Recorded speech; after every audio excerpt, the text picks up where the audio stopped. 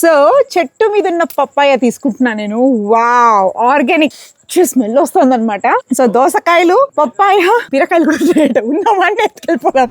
So మేము ఇక్కడ దగ్గర ఫామ్ దగ్గరకు వచ్చామన్నమాట. సో వీళ్ళు ఏంటంటే ఇంట్లోనే గార్డెన్ చేసుకున్నారు, చాలా బాగుంది. ఎందుకంటే దోసకాయలు కిందంతా వచ్చేస్తున్నాయి అనమాట. సో చూసారు కదా, దోసకాయలు మొత్తం నేలకు వచ్చేస్తున్నాయి. ఇక్కడ 2 ఉన్నాయి, అక్కడ ఉన్నాయి, నా చేతిలో ఉంది. సో దోసకాయలు కూడా 4-5 వచ్చాయి అనమాట. ఎంతైనా సరే ఇలా కొంచెం స్పేస్ ఉన్నా కూడా క్రియేటివ్ గా వాళ్ళు చాలా వెజిటబుల్స్ వేసేసారు. వంకాయలు, టమాటాలు, దోసకాయ అయితే చాలా కలర్ఫుల్ గా ఉందని మళ్ళీ దొంగతనం చేసేస్తున్నా. ఇక్కడ చూడండి పప్పాయ చెట్టు కూడా ఉంది. ఈ పప్పాయ చెట్టు కూడా ఒక పప్పాయ వచ్చేసింది. ఎంతైనా సరే ఇలాంటి ఫ్రెష్ గా తింటే ఫ్రూట్స్, వెజిటబుల్స్, ఆరోగ్యం ఇంకా 10 ఏళ్ళు గట్టిగా బతుకుతాం అనమాట మనం. మా ఇంట్లో కూడా చెట్టు ఉంది. ఎప్పుడు వస్తావే నువ్వు, ఎప్పుడు వస్తావు, వెయిట్ చేస్తున్నావు. 3 చెట్లు ఉన్నాయి, 3 చెట్లలో ఇంకా రాలేదనమాట. సో ఇక్కడ హార్వెస్ట్ ఆల్రెడీ పండిపోయింది. ఇప్పుడు జనరల్ గా మనం బయట పప్పాయ తీసుకుంటామండి, కెమికల్ మనకి తీసేటప్పుడే కచ్చిగా ఉంటాయి కదా, కానీ ఇక్కడ పండయ్యాకే మనం తీస్తారనమాట. సో ఇది ఆర్గానిక్ పపాయ. ఆర్గానిక్ తినండి, హెల్తీగా ఉండండి.